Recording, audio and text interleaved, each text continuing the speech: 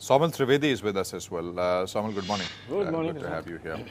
So, your first line says, see distinct possibility of a blast out. Yes. Just like the one witnessed post Manmohan Singh's budget is in 1992. Correct. Just explain that. Well, the movement of the past 3 days is number one observation, kind of money flow that started coming.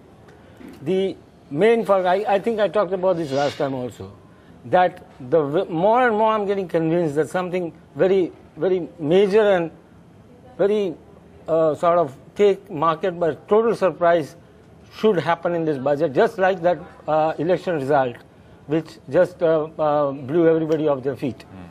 Because there are all the telltale signs of that I'm getting. I mean, look at one instance like Planning Commission is no longer a very major body that's going to play part in budget making. This is huge.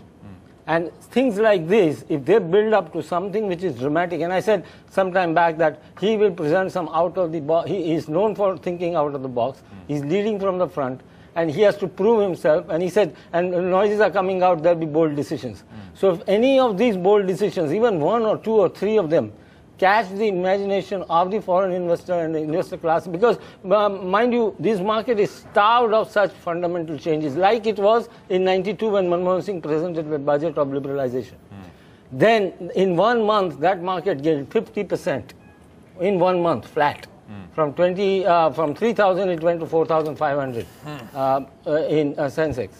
Similar, I'm getting similar telltale signs in this market. So I would say fasten your seat belt.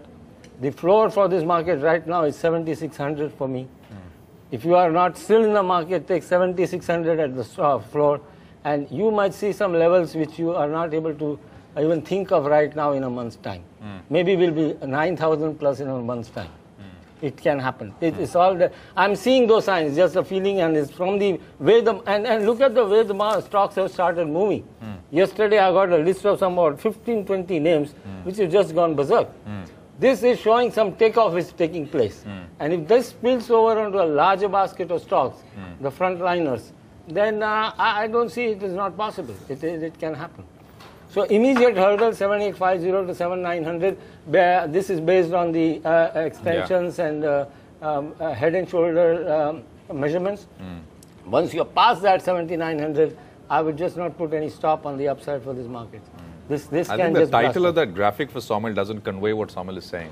I mean, he's talking big here. I said fasten your seatbelts. That's what my first line said. So fasten your seatbelts also means you can fall off the cliff. But my connotation here is that you're going to just zoom up. Yeah. That's a very distinct possibility. You're going to blast out, right? Yeah. Like the PSL we recently launched. No, just take for example. Yeah. Okay, let me just get your trades out, Saumil. Quickly, yeah. SBI and DLF. Let's just put those graphics up because markets are starting. Yes. Right. SBI 2692 current market price, top of 2625. Target of 2992, 67 to 300, 1:5.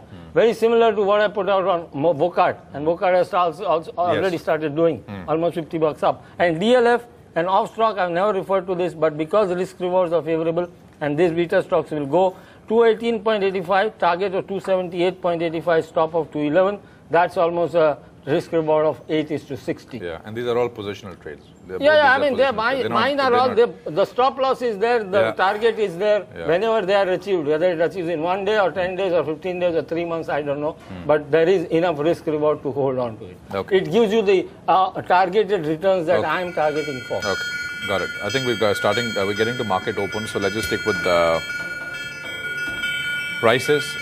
So 30 points on the Sensex, 12 points on the Nifty. JSPL is up 0.7. Cipla is up 1/3% plus. Maruti is up 1/4. Sesa Sterlite is up about 0.75%. BHEL is up 0.67. About 0.75% nearly. ITC is higher. You've got IDFC, which is up about 1/3%. IDFC, NTPC, Hero MotoCorp is down about 2%. So that's selling off a little bit, just a little bit, not very much. JPS, you got ONGC, which is up 0.5%. DLF is up 1/3%. GMR Infrastructure is up is down 2%. So that's the QIP reaction. Both GMR and JP Associates. I think they both should be a little soft. Large dilution, 10%, 11% in that range. 80 points on the Sensex, 13.5 odd points on the Nifty. New high, 7738. United Spirits, 3 quarters. ICICI Bank, a third. State Bank of India. Prime Focus is up about 0.25%. So that news of Reliance Capital investing is, which we put out, attributed to newspaper reports, has come through. There was a release yesterday, and Reliance Capital is indeed infusing money into the company, and eventually they're going to be holding about a 30-odd% stake in the company. So the transaction is going through. You'll hear from the Prime Focus management a little later. P&G Hygiene came in no volume, 65 shares. Bank of Baroda 0.5%. Cipla is up about 0.02% higher. Mahindra is up 0.6. Tech Mahindra is up 1. Bajaj Auto 2.5. Bajaj is selling off now actually a little bit. So this is what you have coming through. Some other stuff. Let me just see what's happening on the Nifty. Just actually wrap out the top gainers and the top losers. Yesterday losers were far and few in between. By the way, yesterday all sectoral indices ended in the green. 34 up, 16 down. That's a tally in terms of the advanced decline on the Nifty. Sesa Sterlite after yesterday's near 6% pop is again 1.25 higher. Tech Mahindra is up 1%. Wipro is up 1%. United Spirits is up 1%. Bharti is up 0.75%. These are the top 5 gainers on the Nifty. Bajaj is selling off about 2.25. Hero is selling off 2%. I guess I'm just plain simple profit booking after the rally that these names have had. HCL Tech is down 0.6. Dr. Reddy's Ultra Tech 0.5%. So very small cuts. What's down is down, except Bajaj and Hero Honda. What's down is down very little. What's up is up. I mean, not wildly up, but there are 3 names with 1% plus gains and another 5 names with at least 0.5% plus gains right now. So this is the open, which is coming through at this stage. Saumil put out 2 ideas, 2 trades, DLF and State Bank of India, which he put out as trades. Sarvendra, just any thoughts on open, market open? No, I think broadly in line, a mild carry through to what we did yesterday. But let's see if around these numbers volume starts to pick up, because volumes on the F&O space has been kind of been just 50-60% of what they usually do. So that part of the space is missing. And yes, I think you will have some supply which will come in from these numbers as well. So is it good enough to kind of hold on prices? I think a day or so will tell. And I would assume that over the next couple of days you should be getting some decent supply and the market's turning, because we are stretched on momentum, low on volumes, and at all-time highs. There's been with no volume expansion is something that always worries me. When you are printing highs, all-time highs, you should be having a little bit of volume expansion as well. So forget about a volume expansion of say 20-30%. We have a severe volume contraction, which is almost 40-50% of the average volumes. That's a very unhealthy reading, and that's a very confusing kind of a move. If at all it has to break out from these readings, it can, but odds with such readings are usually low. So I would stick with the higher odds that I am carrying, that more or less the best within this move possibly is over, and till the event I am open to a 10% odds that there can be 100 to 150 point whipsaw. In that case, I'll square up all my shorts as far as the indices are concerned. Saumil, yeah, I mean, I interrupted you before you came in, and we discussed the trades, but you wanted to say something else before the trades.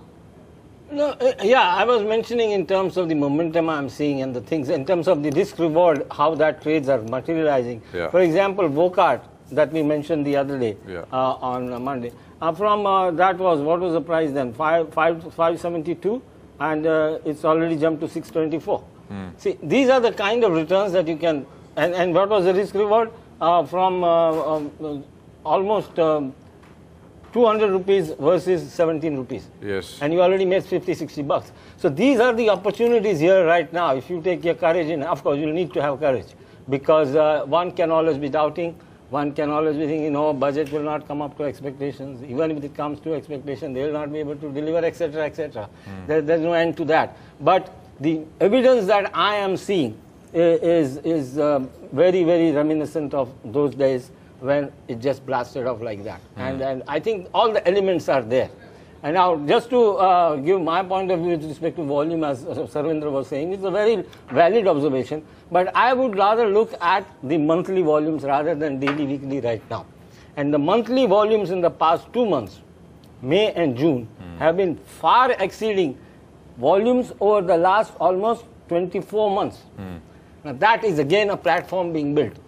In between, now, secondly, on the FNO volumes declining, I think it's a very, very big structural positive. Yeah. Because there is no speculative position building up.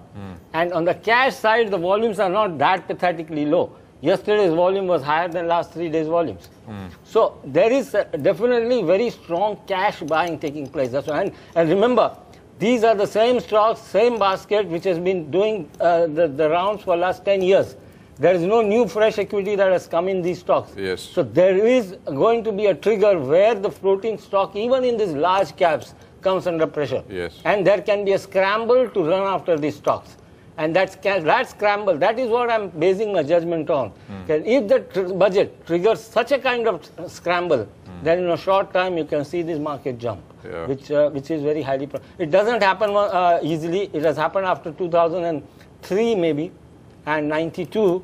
So it's happening after about 12 years, 10, 12 years. So the enough time interval is there for such an event to recur again in time cycle analysis for a blast out like this. Yeah. That's the rationale, basically. That's the rationale. Got it. Saumil, thanks very much. Good talking to you.